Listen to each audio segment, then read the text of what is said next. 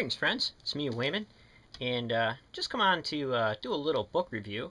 I got a little bit of time, and I'm on vacation, and we got the mother-in-law settled in with a healthcare home aide, so we were able to come back and take a little break, and I got some reading done. This book here I'm going to review is Jesus and the Zealots by S.G.F. Brandon. It's kind of an older scholar, and this was put out, I think, let me see the date on this. It's pretty old, but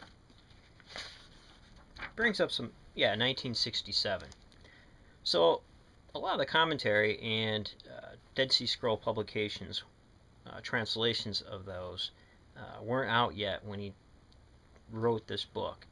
So I'm going through it, I'm reading it, and I'm like, oh, that's in the Dead Sea Scrolls, and things like that.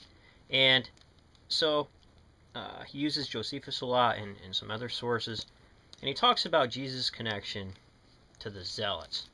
And he wrote, just to list some chapters here, suffered under Pontius Pilate, the problem of the Roman execution of Jesus, the Zealots and their origins and ideals, Israel's cause against Rome, the Jewish Christians and the Zealot ideal, the Markian gospel, the concept of Christ as a pacifist, its origin and development, Jesus and the Zealots. So he has 7 chapters. It's pretty easy reading.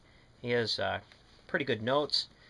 And one of the things that I found interesting, well, a couple of things, was his chapter on the idea of the early church and the competition between the Pauline view and the view of the Church of Jerusalem, between James, the brother of Jesus, who Brandon thinks rose to popularity due to his connection with Christ, because during the Maccabean revolt, those lines followed such trends, and so he thinks that that connection was there, and also the competition between Peter and Paul.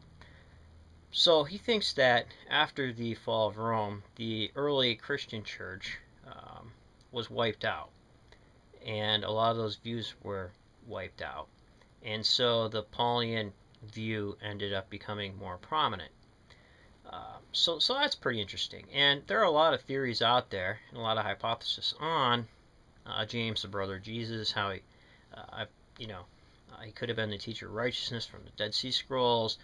There's a whole bunch of things out there on that, and I haven't really read a whole lot of scholars which talk about the impact that the Roman war had on early Christianity. So by the time we hit Mark, and this is another thing Brandon brings out, is how Mark toned down the view of Jesus in order to make it more Romanized and less messianic, less apocalyptic, so he would not stir anti-Roman sentiment once again among the Jews that he was writing to.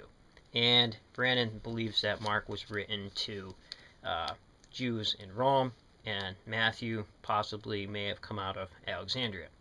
Now we have more up-to-date scholarship, as I said before, and to me personally, I always thought that Mark sounded more Jewish than the rest of them, but that's the interesting thing about it. And I like how Brandon uses a technique of breaking things down into themes and asking why those themes and why those events were written in the text and for what reasons. And he thinks about it, more so from a political aspect than a theological one. And that's not what a whole lot of people do nowadays. So he did that with Mark, and he did that with Matthew, a little bit of Luke and John. But by the time he hit John, it's more about the global cosmic Christ as a global savior rather than a Jewish savior redeeming the land from the Romans. And he thinks that a lot of times these writers, when they wrote, tone down the apocalypticism and the messianic ideas and the extremism, just so they would not incite violence and be allowed to practice their belief system and allowed to circulate the text and to put Rome in a good light. Because in Mark, Jesus says, render unto Caesar what is Caesar's. And so Brandon, questions also the theme of the cleansing of the temple. What was that all about? The temptations of Christ, things like that. So it's a very interesting book, and I could go on forever about stuff like that because I love it. This is the first book that I've read on early Christianity in about a year because I've been studying Greek religion and mythology.